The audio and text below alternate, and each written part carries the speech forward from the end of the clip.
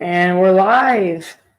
Hey, everybody, I'm Eli Williams, and this is my dad, Ashley, and we're from Lexview Farms Coffee, which you do I just shut the roaster down and cooled it down. I roasted 66 pounds of Lempira red honey and 22 pounds of Lempira washed. You can hear it popping back there. 22 pounds of Lempira washed pea berry. So as soon as it's over, I've got a big list of stuff to keep knocking down. I've got about 6 more roasts tonight. And then it's how many hours is that, you think? Oh, I can knock it out. It's like a 15-minute warm up, and then probably about 20 minutes before I can shut it down and leave the roastery. It'll be 2 hours front to back. I can usually average 66 pounds an hour, but you got to include the startup where I preheat the motor, the drum, and then the ending part. So that's super important. And I usually, if I had my chart with me, I would show you. But like the first, I said I roasted 22 pounds. That's sort of my sweet spot. But a lot of times, if I'm in a rush, I'll do my first roast at 15 pounds, and then I'll move up to 20 pounds, and then I'll just start doing 22s. Tonight, I've got to do 3 dark roasts. So at the end of it, I will move to dark roast, and I'll go ahead and put in 25 pounds, and that'll stretch me out to about 16 minutes of roasting. But in my opinion, most of the dark roasts taste about the same to me. We only do 2 dark roasts. And so, although the natural, I have 2 naturals I do. One of them's pretty light and the other one's a little bit dark. But most of the time I do a dark honey processed Lempira and a dark washed Lempira. And those are the only 2 darks I do. And that's mainly just some people like a dark roast or think they like it and aren't even willing to sort of try something else. Yeah. But I work out while I'm roasting, and so are your muscles bigger? The roaster gets hot. It's still like 82 here inside the building, and it's probably about that outside, so it's cooled down a little bit. But it's a good night to be roasting. I have to open up all the windows because the machine sucks so hard. It will actually suck the gas from the sewer, from the septic tank. So if it's really cold or really hot, I'll fill the sinks with a little bit of water and put the plug in them. And so that keeps the sewer gas from coming. Otherwise, I just crack the windows open. And because if you don't, it's really hard to open the door because it's got a pretty big vacuum on it. And so it makes it a pain in the butt. But it's just one of those things. You learn how to put everything together, make everything flow. This guy here is going to start pretty quick. He's going to have to start learning how to roast. Because I'm getting old and sickly, and old and sickly. Really? Tonight we're actually skipping Taekwondo because I just was down and I felt like getting kicked and jumping up. Why? Wouldn't that make you feel better? Well, smile on we your have face. a good time. We always have a good time, no matter how bad how many bruises you have when it's over with and things like that. We always have a great time doing it. Yeah, I even got a bruise in my eye the other day. Yeah, he sort of got shoved into the cage. But no, it's a fun time and it's great exercise. But once you get in your 50s, you need to rethink that. And I started when I was 55. So you may reconsider that even more. You start. Yeah. I know you guys think I look 30, or at least the ones of you wanting to discount think I look 30. But this week we were going to run over a couple of things. We've had tons of questions about when's the coffee going to get here, especially from our newer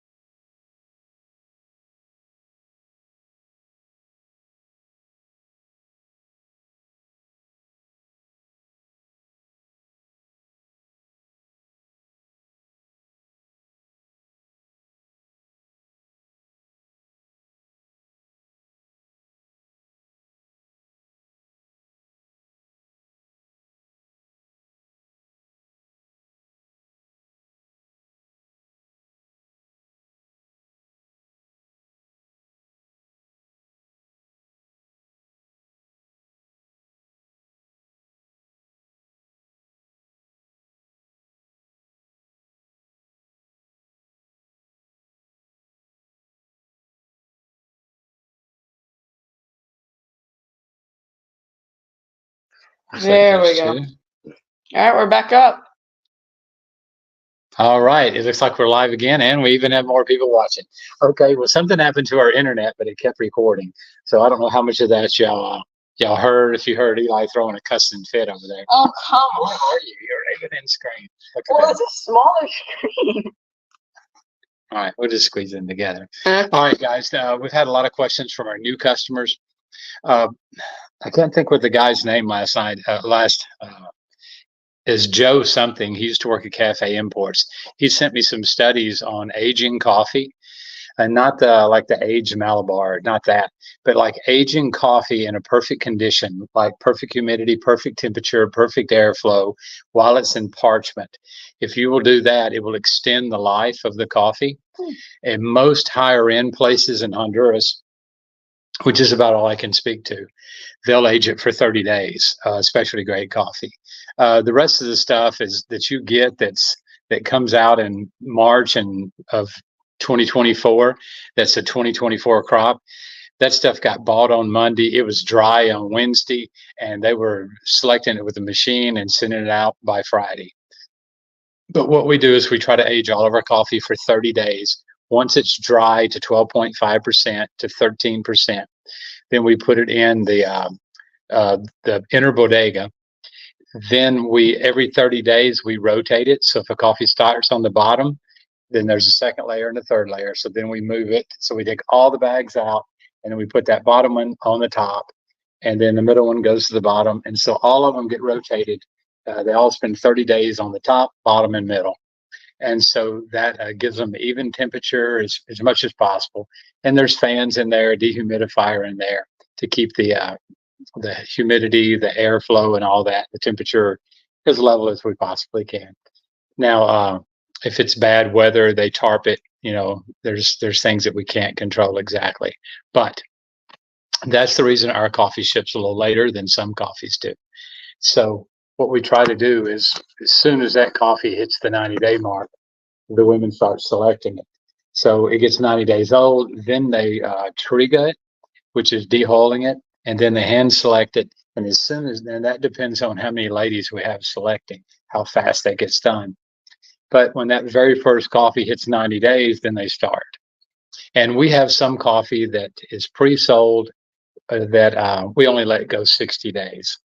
And it's because the customer is going to either flavor it, or you know, they've got a different use, and they don't really care about how long the coffee lasts, and so, or how well it cups, because they're going to cover it up. So that's one of the reasons that happens. Now, next Tuesday, E and I are going to head down to Honduras, and at that point, we should have our burlap bags. I just confirmed the order yesterday. Our logo's not going to be very pretty because they're being stubborn about doing the colors and all that. And I've seen their bags. They color their bags. They just don't want to color everybody else's bags. So they're just being lazy about it. Yeah. But that's not a problem I'm worth fighting over. I just want the thing to rolling. So they're starting to print them. Hopefully Saturday they'll start printing the bags. It doesn't take long. And then on Monday, we're going to send somebody to Comayagua and pick up the bags. So Tuesday, when Eli and I get there, which should be about 5 o'clock Tuesday afternoon, when we get to the farm, we'll be able to check over the bags. And then Tuesday morning, we're going to start bagging the coffee. So we'll have a podcast Tuesday night, 7 o'clock, most likely. No, that's too early. Yeah, we'll do 7 o'clock on Tuesday night, maybe 8 o'clock. But we'll as soon as we get there, we'll schedule it, just in case we break down or something runs late.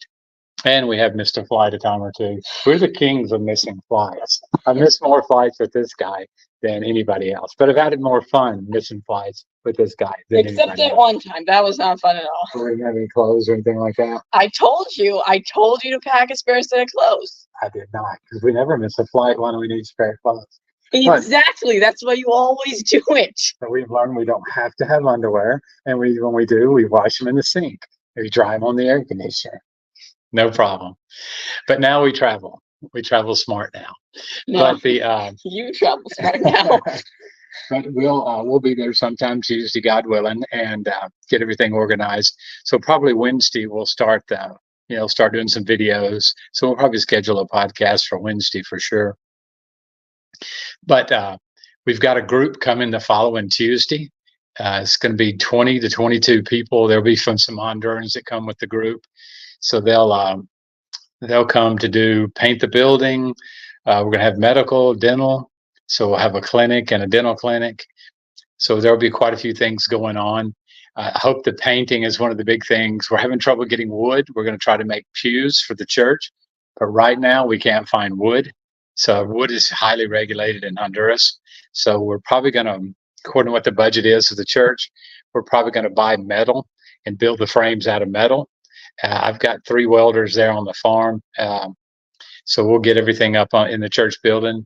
And if anybody there knows how to weld, we'll start welding. If not, we'll hire some welders and get started on that. And Eli's going to be handy with the grinder by the time this project's over. But we can at least build the frames, and then we have a lot of shorter pieces of wood, so we can build steel frames, and it'll be about the same amount of money. Hey, Richard. Hey, Mr. Richard, how you doing tonight? But we're hoping to have everything rolling by Wednesday. I got a picture tonight of the apartment. They got the windows and the doors on it, and they look really nice. I got pictures last week of the bathroom. Of course, the door was locked tonight. They couldn't get in. But the bathroom and the electric should be in by the time we get there. So when the group comes, part of the group is going to stay in that apartment. Part of them will stay in the children's library. And some of the older people decided they wanted to stay in a hotel. So we're putting a lot of people up in a hotel. And we called the guy. He's got a 7-room hotel. And so we rented the entire hotel. So he just loves it when we come by now. And so we've contracted his wife and his daughters to do serve breakfast every morning for 25 people. So she's tickled about that. So we'll have everything worked out with food and all those good things. But we'll be doing a lot of podcasts once we're there. If anybody has any questions, we'll be posting a lot of pictures 2 or 3 times a day. So if you guys could share it with your church, things like that, because we desperately need some support for the new after-school program I'm wanting to start. And then by the end of the year, I'm hoping to have some kind of a dental project open up. Yeah, we're trying to. We hire, the mission teams are great, but we try to hire as much, labor as we have. I'll have all 7 of right now I only have 7 permanent workers. So the group that's coming, well, they'll be paying those guys to coordinate everything and be doing the legwork while they're there. And we're going to hire a couple of translators for during the week. When the medical brigade comes, the doctors, dentists, and things like that, they all speak English. They're Honduran, but they speak English. So we'll, but the other 5, 6, 7 days that we'll have a translator come in. And so, yeah, it's good pay for them. And we do boost their pay because it's not an 8-hour day. They're going to be working 10 or 11 hours because there's a lot of stuff going on. But they'll get a few nice meals out of it. We'll take some of them to dinner with us a couple nights, and we'll be having dinner locally. You'd be surprised how many people have never been to a restaurant. Oh, yeah. Like a real restaurant. I mean, remember that time you guys took Anna to McDonald's? Anna went with me to Tegucigalpa one time to pick up a bag that I'd lost at the airport. We're not over a route, so there's planes never come over, where we're at. Now, military helicopters come by fairly frequently, but you just don't see airplanes coming over. Maybe at night you'll see a little light way up at 30,000 feet or something. They have no concept of how big that plane is. And when Anna got to the airport and saw the size of that plane, she just couldn't imagine. So we just hung out for half an hour until it was departure time.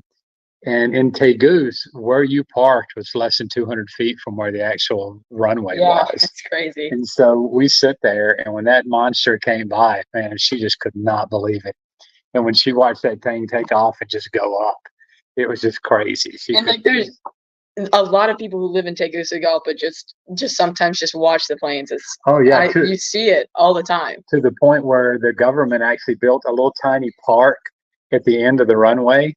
And so there's like little tables and little pavilions out there, and people will go.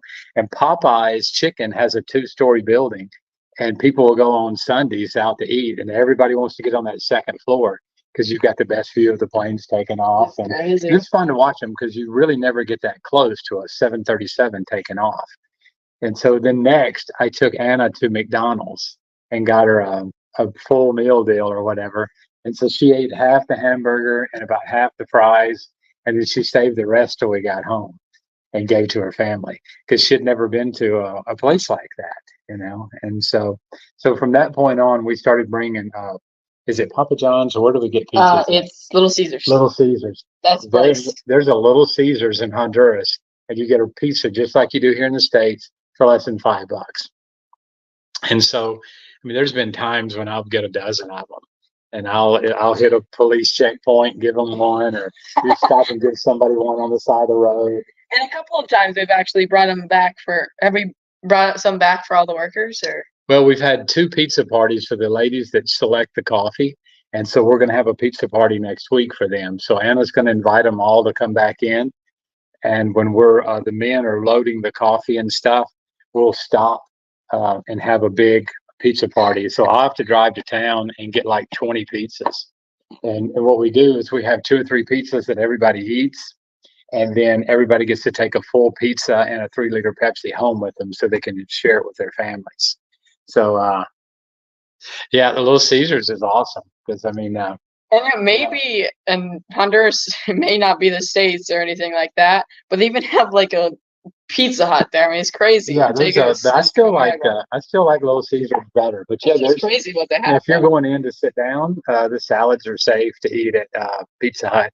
So I'll go to Pizza Hut and have a salad because that's something. If you're there very long, you start missing salads because if you buy them in the street, you know, lettuce is a little sketchy. So I tend not to buy, you know, lettuce and stuff. Well, there are a couple places that, you know, you can buy a salad and it's safe to eat. There's a grocery store and stuff. And then we have a vegetable wash that we wash the vegetables with. It makes it safe. So I'm not sure exactly what's in it, but Julia washes it. And I get to missing salads. But the first thing we do when we land is we head over to, the first thing we do is go to where I park my little Toyota 4Runner. So we've got like a 23-year-old Toyota 4Runner.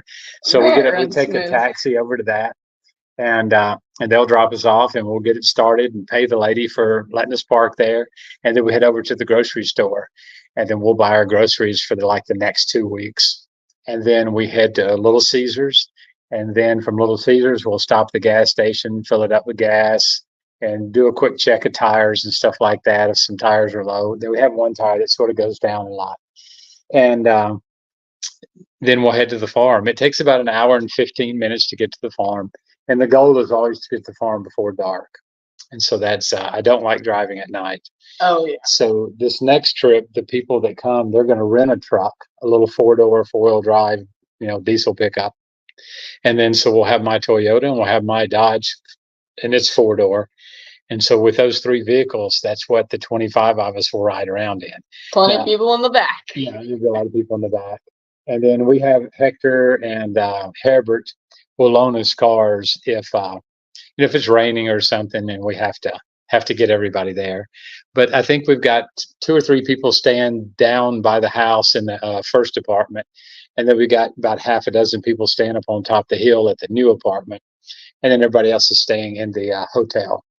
So at the end of the night, we'll take them all to the hotel, and then anybody at the project up on top of the hill wants to walk down, we'll have coffee and hang out on the back porch. And we'll be doing quite a bit of podcasts from the back porch also and try to keep everybody informed.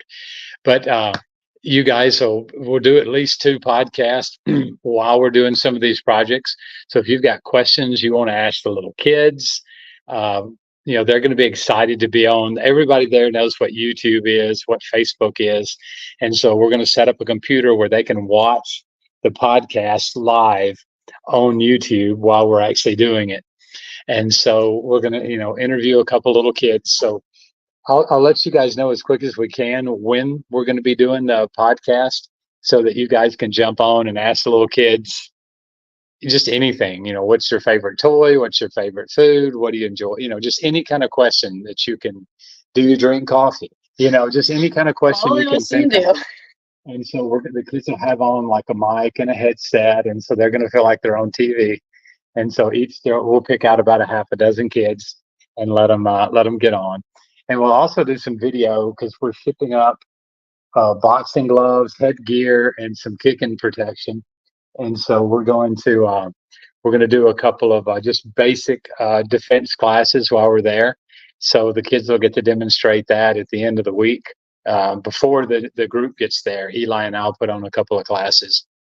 And we're going to try to teach the kids Chung Ji, which is the first move in first form in Taekwondo. It's fairly easy to learn, although I struggle to learn it. But I struggle to learn all the forms. Yeah, it's just your brain, honestly. Yeah, and I'm thinking about testing. I've missed a couple of tests already. Thinking about testing on Monday night. So I don't ask people to pray for me when I've broken something or when something's going wrong, but you can pray for me when I'm doing my test. I've got a picture I'll have to post. I just looked beat, and it was when I got my blue belt. And and so, man, I just looked like that was all I had in. By the time that class was over, man, I was my uniform was just hanging poorly. You can't really tell how bad I felt that day, but there was I did not look well. I did not feel well, and my uniform was completely soaked in water. And so for your blue belt, you have to do like a hand-to-hand street fight with more than one person. You have to do a couple of different forms. It was all I could do that night. And then one guy, they brought in an extra guy in the street fight, and they're like, Joe, get in there. And Joe had never done it before and didn't realize that he just ran in there and picked me up and slammed me to the ground. And Joe is a Navy guy that just graduated, and he's in he's Air Force guy. Air Force guy. And so he's at the Air Force base over towards Wichita. He just ran up, picked me up, and just slammed me to the ground. And so, I wasn't expecting that.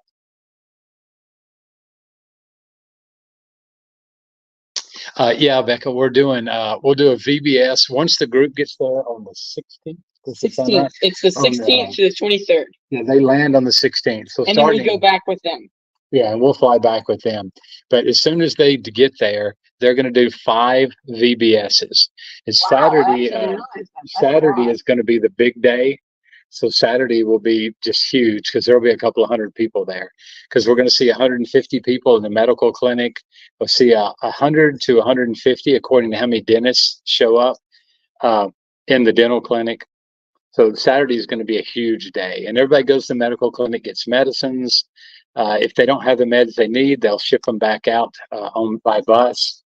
So Saturday will be a big day for them.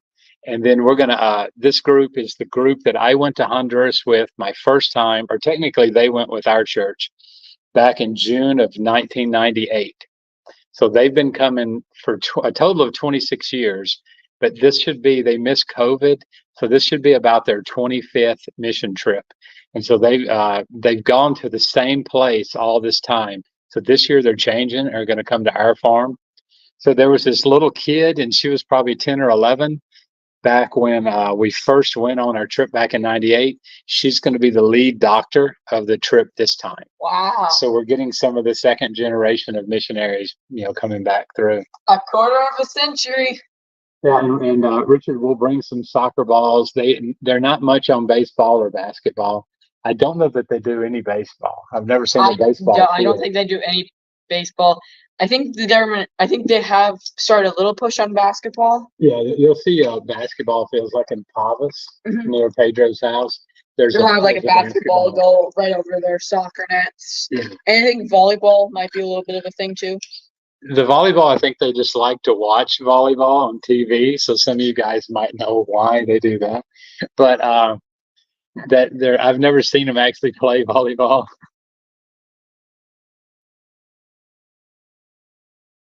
Yeah, the medical clinic is a big deal. We're hoping that sparks up some things for. I like the medical. The medical can be done fairly cheaply. The big thing for me is the dental. I want to do the dental, and it's anywhere from $17 to $22 for one patient to come in and get 2 fillings done in the dental clinic.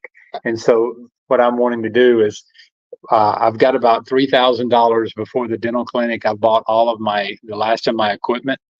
And then after that, once we get $5,000 in the reserve for the dental clinic, I don't want to start 1 month and stop 1 month. For my plan, it's going to cost $1,000 a month for the way I want to start the clinic out. It's just going to be a few days a month, but I want to have enough that I can promise the dentist, you've got 1 day a week for the next, 5 or 6 months. I want to be able to promise them that. The dentist is only about, one of them's 125 and the other one's 175 for a day. And they'll do however many patients in 8 hours. And they take an hour for lunch. And so, which is very understandable. But so that's a big thing for me. That's my passion. My wife wanted the library for the children, and I wanted a dental clinic. So Eli and I drove down to the coast. Oh, that was fun. My buddy Herbert loaned us his truck because mine's sort of sketchy, or at least it was. Now it's back up and running. But so Eli and I took a couple of days off, and we drove down to Choluteca, which is the hottest place this side of hell, I believe. And it was an awesome trip, though. We accidentally went into El Salvador. Oh, that was hilarious.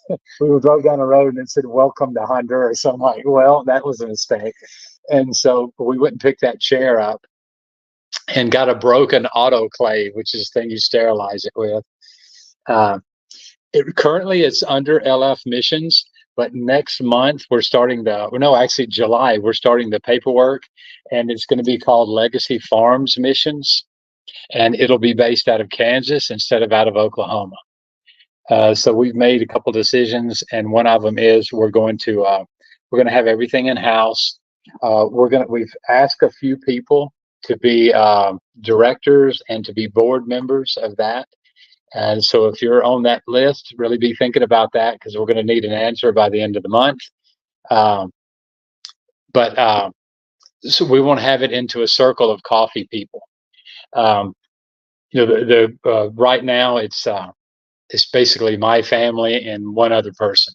So we're wanting to have coffee people involved, and we're hoping that we can get something where, our coffee people that are actually in business, some of the bigger companies, what we need, money is great in any form, but what we need is $20 a month consistently, $50 a month consistently, so that we can start planning a budget. So every time I get every $200 a month consistent, I can open the library for 1 more day a week. And so once we have those pledges, then I can, because I don't want to tell a lady, here's a job, and then in 2 months, like, well, we're out of money. And we've been doing that. And what happens is the farm has to pay for it, and we're just not where we can anymore. And so we're going to start restructuring things a couple different ways. So in September, Eli and I have been asked to come speak to a Sunday school class or a church, with hopes that a couple of the Sunday school classes there might start supporting the after school program, which is like $55 a day. And that's materials and a teacher, and it pays $5 towards the internet. And so, all of these different little things, decent laptops, is something that we're going to need eventually, not right now, but we'll take them and sit on them anytime that you guys have them. And we can also send you postage for those. But they just need to be able to do Google. And nowadays, I guess AI is something we'll have to look at, as long as it's fast enough that it can do AI and Google and YouTube. YouTube is, I want to start a men's instructional school. And it'll be where you can go to YouTube and the teacher will help the guys learn how to do basic plumbing, motorcycle repair. I mean, half the stuff I do before I do it, I go to YouTube and look it up real quick and make sure I'm doing it the right way. Make sure the ball joint is supposed to be going this way or that way before I start beating it to death. And you got something you want to jump in on? I just want to say Oh, Eli must have a late date or something. Have her home by midnight. Yeah, Joe's getting home. But there's a lot of things. The biggest step is made. The biggest hurdle is done because the building is built. We still have to finish up a lot of the concrete work. So there's, just regular old concrete blocks. They do a thing called Repio Pulido, which is where they smooth off the concrete. So the outside of the building, for the most part, has had that done to it. So that'll be painted when the group comes. So we're praying for dry days so they can paint. but the entire inside of the church building has been finished out. So we're borrowing ladders from everybody we know, and we're going to have the group just start painting the inside of the building. So, hey, Bill, how's the world treating you, man? We were thinking about. I was going to call you the other day, and I just let it slip my mind. But so we've got a lot of jobs for the guys, but the building is finished, and that was the most important part, or the most expensive part. So now, like I said, 55 days will pay a school teacher, a certified school teacher. It's $3 toward electricity and $1 towards water, just some little things like that. And so yeah, it's easy enough to keep it going once it's going. The mayor, the mayor will change every 4 years or every 8, something like that. But right now, the mayor didn't come in and update our taxes or anything like that. So we're not paying any kind of fees. They didn't charge us any permits. They accepted my blueprints that I drew up myself for the building.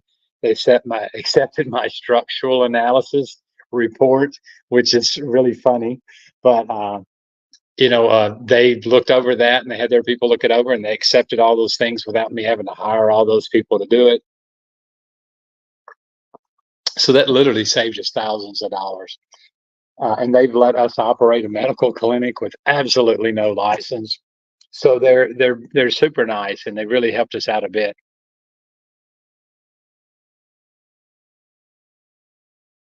But Becca, you hadn't missed a whole lot. It's just I just blab on for the first 2 or 3 minutes. But no, I went over at the beginning of it. I went over about when the next crop is going to be here. We're hoping that while we're there in this next 2 weeks, that we're going to be able to load the container. So that should put it here the first week in August. Cross your fingers. But the biggest thing that's going on for us right now is the bags are supposed to be printed this weekend. And so once the bags are printed and we get a container number, then because currently the container that they said was mine is in Honduras, waiting to be loaded for the United States, and then it'll get loaded for Honduras, and then I'll get to use it. So, we're looking at probably 2 weeks before we could have a container. But at the very least, we will go ahead and load our bags up and get that sheet down and get all of our lots organized. But for me, this is going to be the one. We're going to have 3 parties all at one time. Eli's turning 14. So on the night of the 20th, that's his birthday. So that's Saturday night. So we're going to go to a restaurant, and I'm glad he's gone because we're going to have a blowout. They're going to give him the big Mexican hat and sing him happy birthday in Spanish. And then the group will sing him happy birthday in English. And some of the group's going to bring him like a little trinket, birthday present. So he'll actually get something. I'm smuggling in Legos and stuff so that he doesn't know about them. I'm having them sent to the group and let the group bring them in for me so he won't see them in the house. And then it'll be the 10th year since we started that farm. We've had a small farm bigger than that. It'll be 10 years since we moved to Honduras and started that big farm. And then it's going to be the 25th mission trip for the group that I first started with. So we're going to have 3 cakes made by one of the local women. Becca, you might know what a tres leches cake is. That's one of my favorites if it's made right. So we're going to have a tres leches, and then we're going to have just a plain chocolate with chocolate frosting for Eli. And then I don't know what the third one's going to be. So I'm going to bring frosting from the United States. So one cake will have cream cheese frosting. I'll probably have a vanilla cake with cream cheese frosting and a chocolate with chocolate frosting. And then we'll have the tres leches. So all of that's going to be brought out to us at the restaurant that night. And so, Eli, it'll be a special night for Eli, definitely a special night for me. And hopefully we'll have somebody that's pretty good with videos. We'll come in with our little video camera and video a whole lot of it. And it'll also be a night where we get to speak with a lot of the missionaries that are up there for this trip, because Saturday night will be when they've got to see all the dental people. And Saturday night will be sort of a downturn for them. That'll be the last of the hard working of the trip. Sunday, we're going to go to the zip line. So we'll do church at our church building, and then we're going to go to the zip lines in Marcala. If you Google Marcala and zip line, you'll see it'll say canopy. And so it's this, I think it's like the zip line is longer than a kilometer. And so you're 300 to 400 feet off the ground on the zip line. I doubt very seriously I'm going to do it. But if I do, I'm for sure going to video it. But so it's going to be a pretty big deal. It's going to be a very big, a big time for me. The kids are going to have a good time. We're going to try to see what kind of activity we can bring some of the kids on.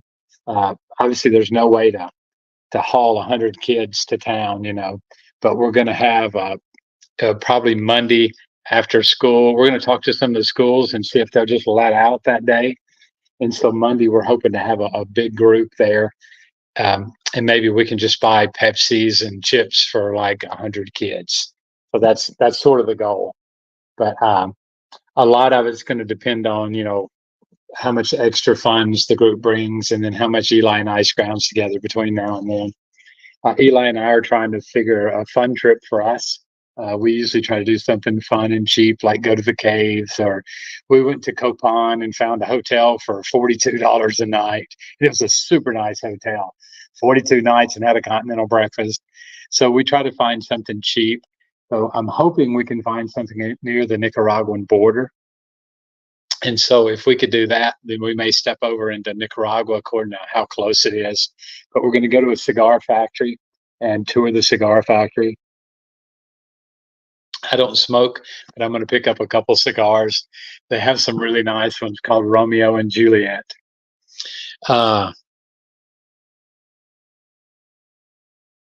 Yes, Richard was asking about the building. Somebody borrowed my computer last year to send one email on, and it got a virus while they were doing that. And their Google account took over my Google account, and I lost thousands of pictures. So I lost most all of my pictures of the whole process from the day we broke ground on the project to the day we pretty much finished it. So this next week will be us taking a lot of detailed pictures. But the main building is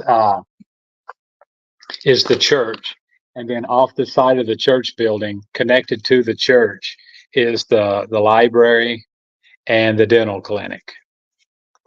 And so it's basically like this. That smaller is the dental clinic, and the bigger is the children's library, and this main building is the church building and the activity center. Now, this little part with the X's on it, I extended the roof to cover that, and that's what I'm going to call the women's pavilion. So when the kids are way over here in the library, the moms are going to be able to go to this pavilion, which is separated by 2 cinder block walls, and they're going to be able to drink all the coffee they want for free, and all of the little cookies, Honduran cookies and bread for free that they can drink. And so it'll give the moms a chance to get away from the kids. It'll give the moms a chance to just do nothing for a little while, or read a book if they want to, or just sit and chat. It is an amazing view because it overlooks our entire farm. You can see for probably 70 or 80 miles away. So that's a secondary project. I've got it under the roof right now, but we still got to build the footing, the floor, and the walls and things like that. But it'll be like a screened-in porch, because I don't want them like in a building. I want an open screened-in porch. It'll have like a 3.5 foot concrete wall, and then everything else will be screened-in porch. It has ceiling fans on it. It have plenty of places for them to plug their phones in, and it's going to have a coffee pot out there. It's just going to be a place just for the women to come and enjoy themselves. Now, beside of that building, we're just now finishing an apartment. And so that apartment will be for people to stay. So when Becca comes up, if you decide to bring your husband or not, you can either come up by yourself and hang out with the women there, or you can bring your husband and you guys can walk all over the farm, jump in the pond by the waterfall and the river, just whatever you guys want to do. Bring your kids, they will love it. Or leave the kids home and you might even love it more. But So the apartment's there. The apartment's going to have a concrete roof on it because eventually there's going to be a second floor. During the week, the apartment gets used for the children's Sunday school classroom on Wednesday nights and Sunday mornings. At some point, there'll be a second building built on top of that, and it'll be to house more guests when we can find them.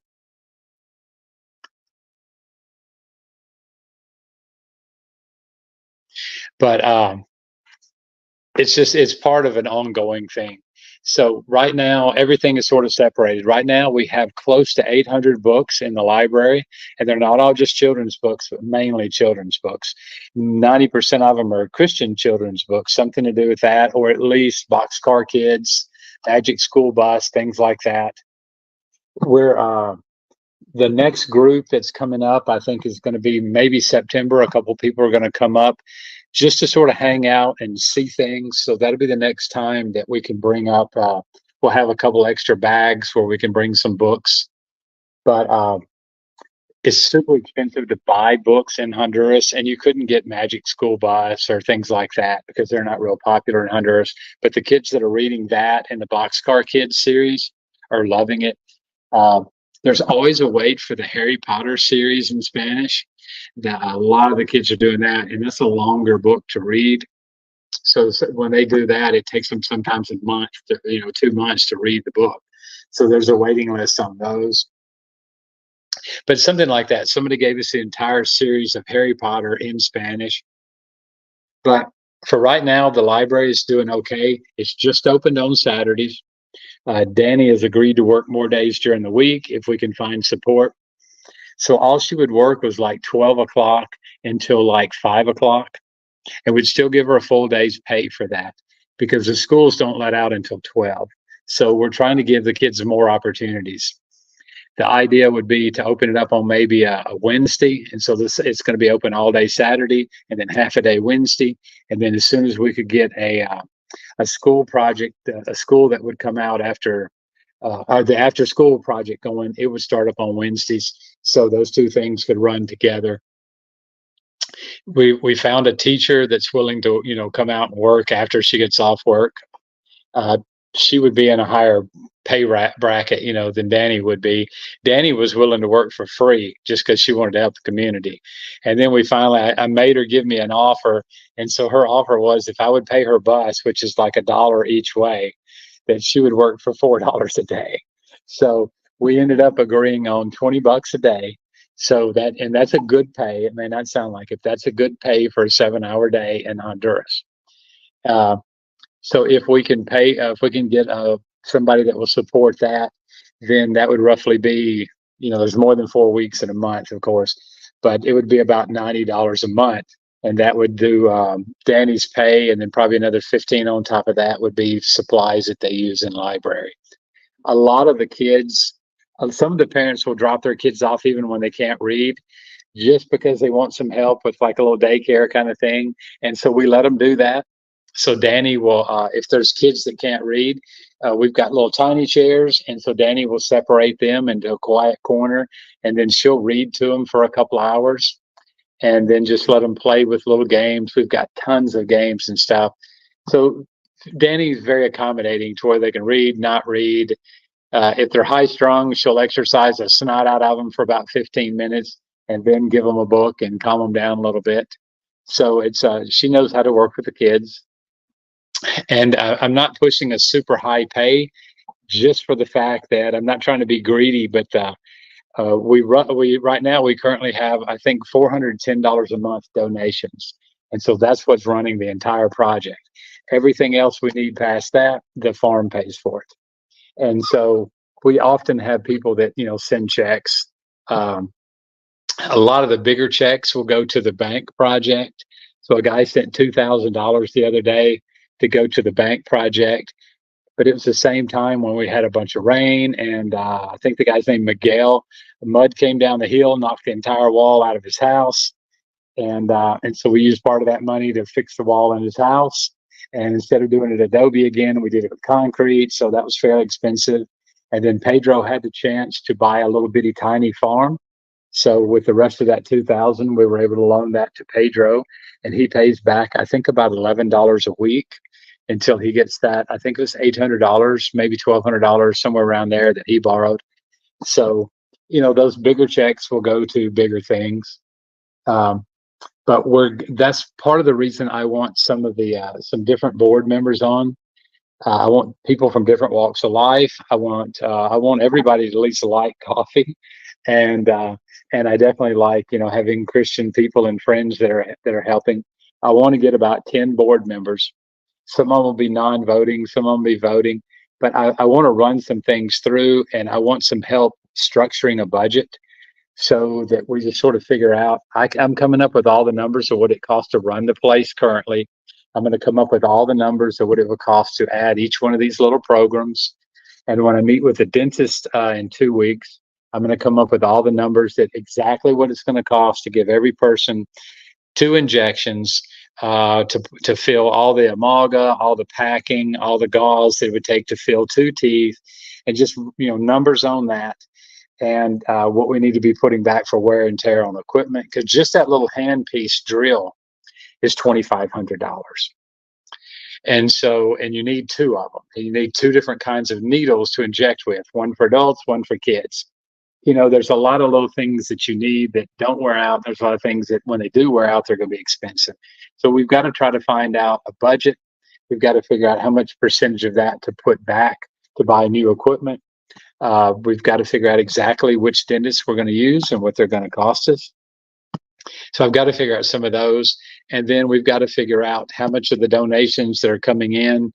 We're no longer going to take directed donations. When a donation comes in, I want it to be, according to our directors, broken up into certain parts. So a bigger chunk will have to go towards the bank. And then everything else will have to go. The second biggest chunk will be running the dental program. And then, we just sort of break it up. And if we could possibly get this thing to where there's a dentist there once a week, that would be such a blessing for the community. If 20 people a week or even 10 people a week could get free dental, you're talking 43 people a month that could get free dental work. And as quick as we can, the cheapest thing that we can do is do preventative maintenance on these kids.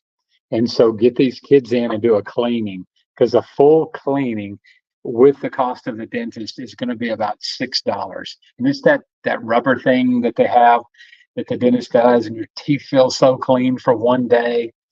And I want to start that program first. So I need to figure out exactly what that's going to cost. And if anybody has military contacts, we need to try to figure out how we can use the military to help us get some of our supplies down to Honduras, because the United States does have a presence. We've got military personnel on their military base in Honduras, an hour and 10 minutes from the farm. So there's some options that we're not using right now that would be possible. Yeah, Richard, I have a bunch of little pamphlets that sort of tell what we do. And then while I'm in Honduras, I'm going to renew this with new pictures. And it'll cover more. I'm going to separate the farm from the mission. Currently, everything is combined together because the farm is paying for it, or paying for some of it. And so I want to separate that out to be just pure mission. And so, yeah, if you've got some people that might be interested in hearing about that, and it also helps you guys sell your coffee. You're sure welcome to use any of the mission stuff that we do to help you sell your coffee, because a lot of areas that you're in, that's a big thing. And I think once I get people to walk through the door of my roastery here, it really makes a difference in how they view us as a business when they know what we're doing with the money that they pay us. But yeah, anybody that can help us with that. I desperately need help with my Instagram. I had a guy that I was thinking about doing some advertising with a group called Jumper Media. So if any of you guys that are watching now have ever had any experience with them, they went in and reviewed, our website, things like that. And one of the things they said is, we need to push more about. There's stuff on my Instagram page about the projects we do, but it's not showing how you can support that by buying the coffee. So we don't have a buy now button or support now button. And I spent a half an hour looking at the thing to try to figure out how, if there is possible to put a buy now button on the website. On the Instagram page. So if there's any experts out there on Instagram, I would sure love your opinion. And I have got thick skin. You're not going to hurt my feelings at all because I don't know what I'm doing. We have 523 followers on Instagram. I need 10,000. I need to be, I think we have a good project. We have a great need, but I just don't know how to grow those things. And I don't know how to convert those followers into people that would be willing to support the project or to buy our coffee. So I need to figure a lot of that out. And if any of you guys would be willing to share what you sell your coffee for, because ours runs from $14.25 to, I think we have a coffee online for $16 a pound. And I think, we've moved that up. About every 10 months for the last year and a half, we've done some kind of a little bitty raise. But I think it's time that we start moving our coffee up. But we had the theory that we were going to build our base first, and people liked our coffee. Then we would slowly move it up. And once they knew us and our quality and things like that, and how fast we get the orders out. We try our very best. Today we were getting ready to go to the post office at 3 and an order came in. So we jumped on it, got the order out, and we ran out there real quick and got the order done and got it in the postage an hour after they put the order in. It was in the mail. So we're small enough that we can do some of those things. But we also have been, for the last couple of years, I've been doing everything possible to buy the equipment to get things set up to where we could roast more. Because I've got a decent sized roaster. I don't know how well you can see behind me. Everything is opposite on this, but I can roast 22 pounds of coffee at a time.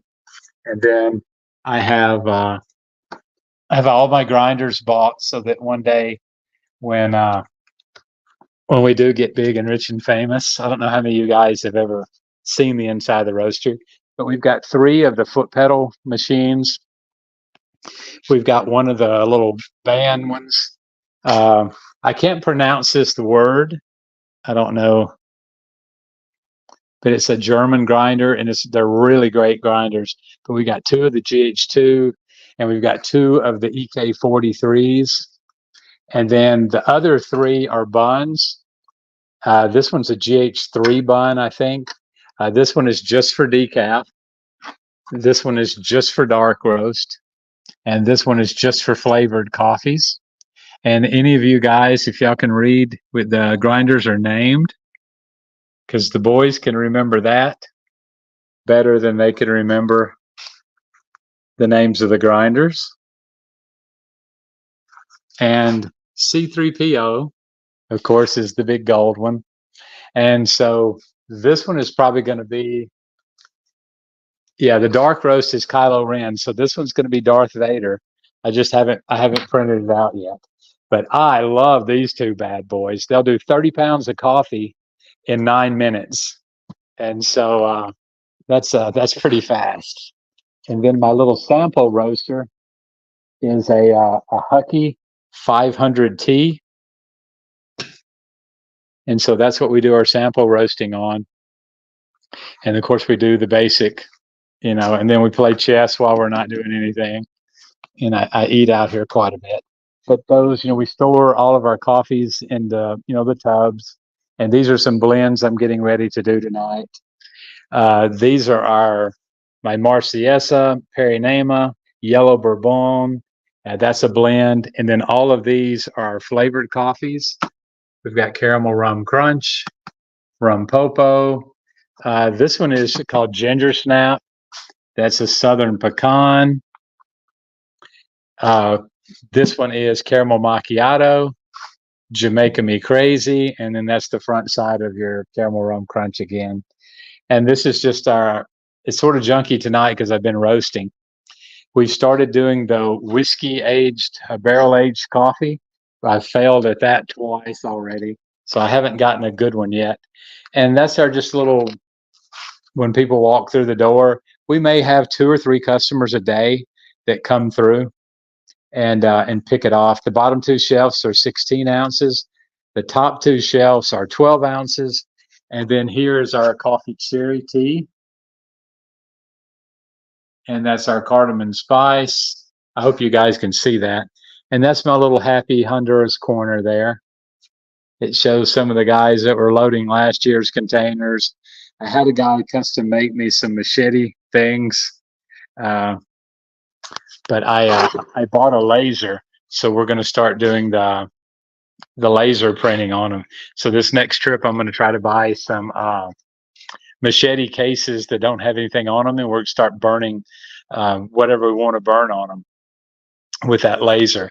So you guys can get a machete that's got your name on it or something like that.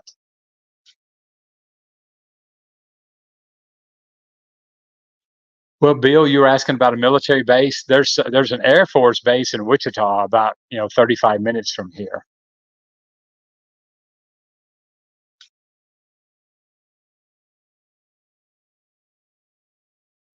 Yeah, I've got a guy I roasted for some last year until he got his licenses and all up. And he was selling our coffee for $22 a pound. And I was roasting it here and then shipping it to him roasted.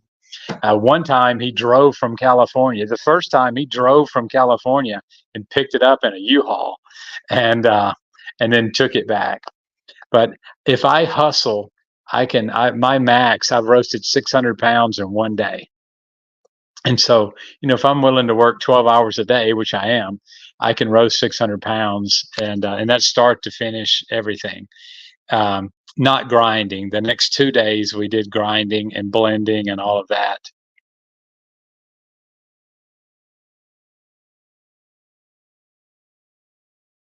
Richard, I had notes the other day and I was supposed to send you some, and they couldn't find little bottles or anything to put them in, so you didn't get any flavoring on your last order. I've got to find out, Bill. It's got to be a military base that has a 130 or a 140 that routinely goes to Honduras. So when that time hits, we just need that contact that can help us with it. But I may have to drive to another state or something. And I think the process is I put all my stuff on a pallet and take it to them, and they inspect it or x-ray it or whatever they want. And then the next time they've got a C-130 or 140 going to that base in Palmarola in Honduras, then they'll just put it on there and they'll take it for free. So what I'm hoping to do is if somebody ever wants to buy like a massive amount of books or medical supplies, something like that, then I could just palletize it and I'll drive wherever I have to get it to that base, because all that bypasses customs, taxes, and everything. Goes straight to the base. They look through it to make sure there's not cocaine or small children in there. And then I just pick it up and they load it in my truck and I leave and go home with it. So it's a very simple process once you get it started, versus the last container I sent took 3 months before I got the container out of customs.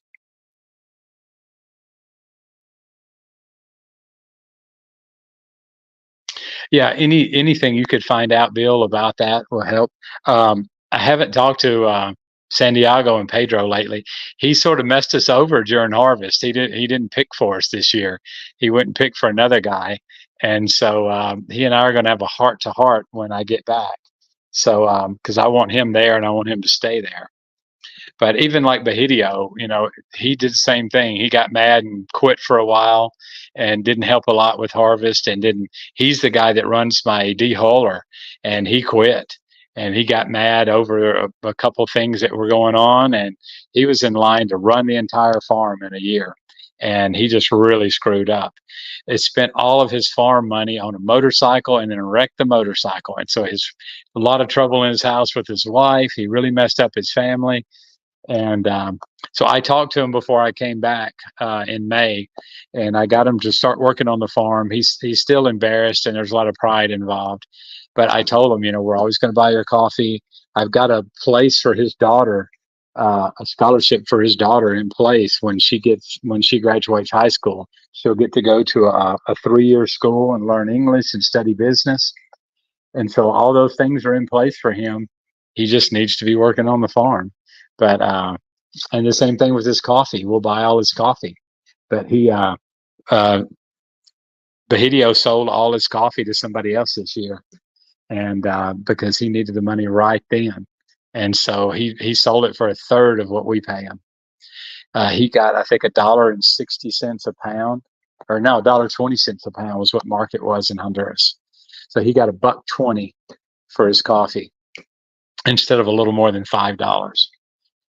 So, well, $4.20 goes in his pocket after he pays all his expenses for the women selecting it and for shipping it to the States. He ends up realizing $4.20. So he lost $3 a pound on however many hundreds of pounds of coffee he had. So pride, is hurts us, and us men folk have a lot to learn about that. But and some women too, I guess. But I think we're worse than the men are worse, I think. But well, guys, I told Eli I wasn't going to be on all night, so I've already been on over an hour on the second part.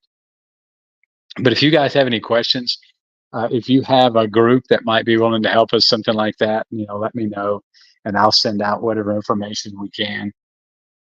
But yeah, pray for those guys to have wisdom, have patience, and have trust with me. I've sent Bahidio's crop 4 times.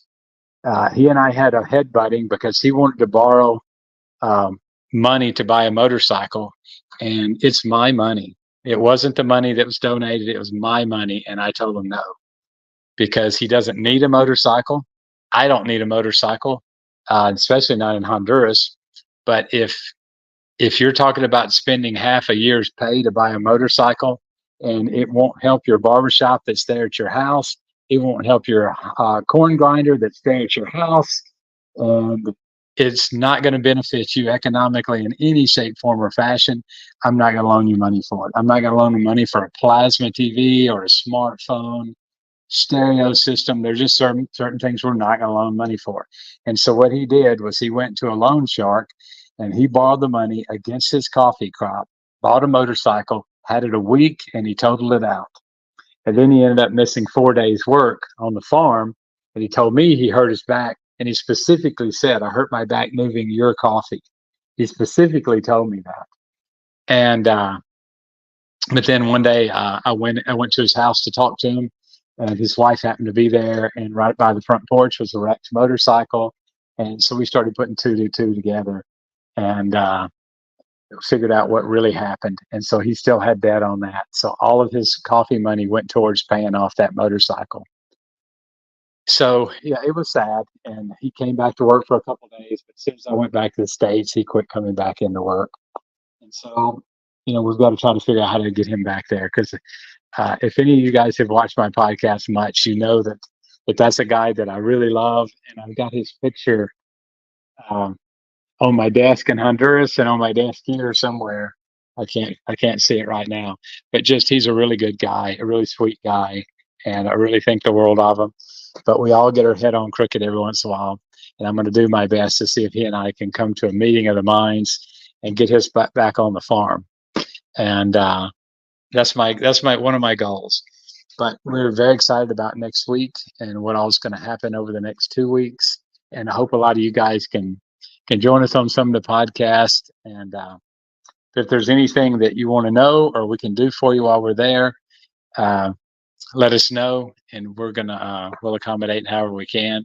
Mr. Richard, I'll try my best, remember, on your next order to get you some flavorings. I forget which ones I had set out for you, but I'll figure out the best way to pack them, and I'll get you a couple ounces of a couple different things, and we'll see how you like flavoring coffee. All right, guys, we're going to wrap it up. I'm going to get to roasting again, and we will talk to you later. Thanks for joining. I know I've missed the last couple of podcasts. I've been sick. We've been busy. We've been struggling with a lot of things. I've missed a lot of Taekwondo and kids stuff, but we're going to get back on schedule with the podcast and do it a decent hour. I think California is later than we are. I think that's right. We're going to try to find a time that works better for everybody. And I'm probably going to do 2 podcasts a week at least for the next 3 weeks. So I'll do better about scheduling them and letting everybody know. But if anybody can help me with my Instagram account, I'd sure love any help with that. And okay, so you're earlier than we are, Becca. Okay. So Yeah, so 8 o'clock podcast is not too bad for you guys, as long as it doesn't get so early you miss work or something. All right. Well, yeah, Becca, let's talk a little bit because I want to know more about what you guys are doing. And Bill, I know you started up some new stuff. I want to catch up with you guys, what you're doing as far as your business stuff goes. And we actually bought some coffee from another farm this year. And next year, we're going to be doing more of that so that we've got some more varieties that you guys can choose from. And I'm actually bringing back some Sargie Moore. It's a really great variety. I'll be bringing back in 2 weeks, probably just 20 or 30 pounds, but it'll be something y'all can try. But next year, or this next week, we're going to sign the contracts to pre-buy some coffee for the 2025 season. And we're going to have 5 new varieties that come from other farms that we'll be offering. And they'll be from people that we know, that we've met, and farms that we visited. And they're going to be from smaller farms. We're not going to buy from any big farms. Basically, if they own a truck, we're not going to buy from them. It's going to be the little guys like Anna, Bahidio, San Diego, and things like that. And I've contracted to buy all of Pedro and San Diego's this next year. So there won't be any doubt how all that's going to go. And so we'll be able to contract that a little bit more. But there's some really great coffees out there. And me being in the competitions these last 2 years, I've met a lot of little guys that are putting coffee in. That the guy that was second place this year doesn't own squat. He's got a big farm, but his house is adobe, just a basic little guy that's really nice guy.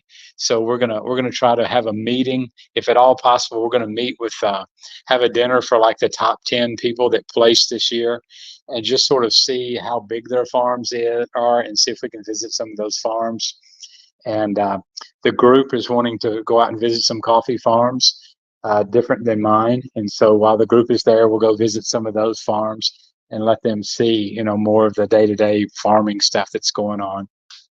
But if you guys, anything about coffee you want to see, let me know. We're also going to do a tour of Herbert's coffee mill. He has got a huge mill. He has 3,000 customers that sell coffee to him, from the guy that brings it in on his bicycle, to the moto taxi guy, to the burro guy, to the guys that are bringing it in 18-wheelers. So he's got lots of coffee that he produces. So he's going to help us point us in the direction of some of his smaller producers that he's already done cuppings on. That'll get us some really good cupping scores, and we'll be able to buy straight from that guy. And the prices you guys are already paying are going to pay that guy really well for his coffee. So it'll be something that we can do to help the community a little bit more, and let us pick the farms that we buy from a little bit better. So, or if there's a variety that you guys have heard from that's prevalent in Honduras, then we'll start looking for those varieties, because Herbert has everything on his computer. So we can track down a certain coffee if you want, and I can buy a bag of coffee from somebody, or I can buy 100 pounds of coffee from somebody, because these little guys would be tickled if they could get their coffee in the United States. That would be a thing of pride for them, definitely a good bragging point if they sold some coffee directly to the United States. So I'd love to be able to do that for some of them. And so if there's something you guys will buy you're looking for, we'll go together, and I'll buy what you guys don't need, and we'll buy a bag of coffee from a little tiny farmer next year. All right, guys, I'm going this time because I've got to go eat supper, and we'll talk to you soon. Thanks a million for all your help, and thanks for watching, and definitely thanks for everybody's watching tonight. We'll talk to you again soon. Thanks, and good night.